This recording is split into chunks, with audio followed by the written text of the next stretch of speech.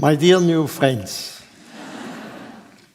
my name is Eddie Jaku, and I'm standing in front of you today as survivor of the Holocaust and a witness of the most tragic times in the history of mankind. How is Eddie Jaku the happiest man on earth? And what makes what he is saying credible and not credible? For one, he was a survivor of the Holocaust. As survivor of the Holocaust and a witness of the most tragic times. Now, is he credible? Now, of course, you're going to have your attention drawn to a TED Talk like this, not only because the title being Blueprint of Happiness, but also the fact that he was a Holocaust survivor. During that time, it was very hard, especially for the Jewish people. This was a very hard time. So the fact that he can give you a blueprint of happiness makes you question, how could someone be happy that could live through that?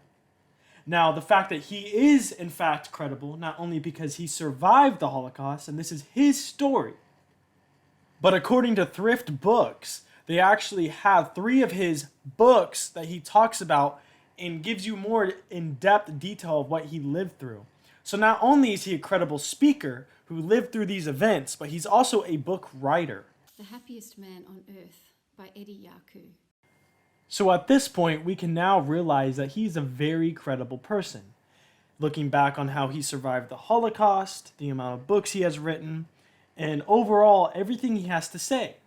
It's not more of a personal type of standpoint, more of a key ingredient on how to enjoy life. I'm doing everything I can to make this world a better place for everyone.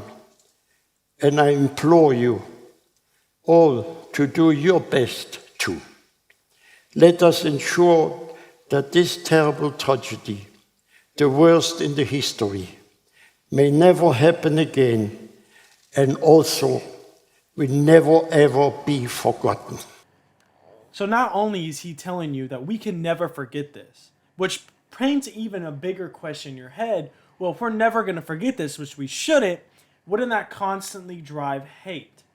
And the whole point of this message that he is trying to get across is that thinking and staying in the past is going to cause more hate.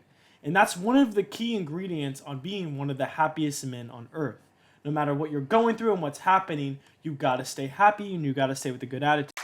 At that time, I was not a happy man, and did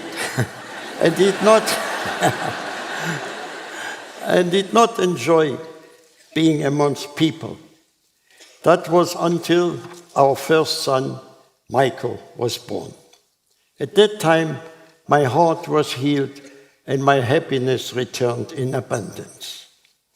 I made a promise that from that day until the end of my life, I promised to be happy, smile, be polite, helpful, and kind.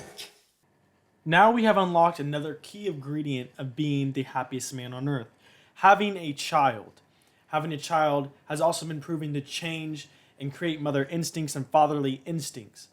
Now he's even more credible because now he's saying that having that child helped motivate him to become a happier and better man.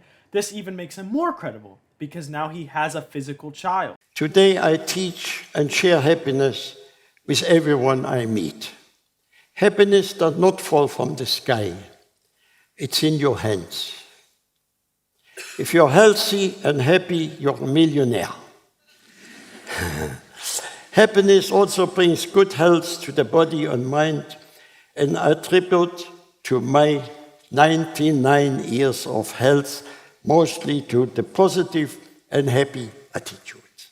So we made it to the point where now he's getting to his final conclusion on how to be happy and how it changes your whole life and changes you as a person in a really good way. And you could almost feel, as he put it, as a millionaire because of how great you are feeling. So at the end of this, we can now see that he's very credible, not only over the books he's written, what he's lived through, and not only he's a public figure and speaker, but now he has had all of this proof, all of this evidence to prove that he is a very credible source person. There's a time to cry. I see good things in life. Invite a friend or family member for a meal. Go for a walk. Tomorrow will come. but first enjoy today.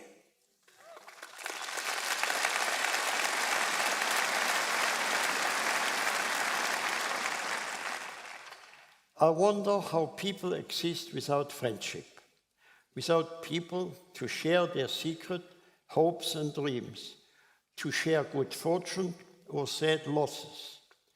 In the sweetness of friendship, let there be laughter and sharing of pleasure.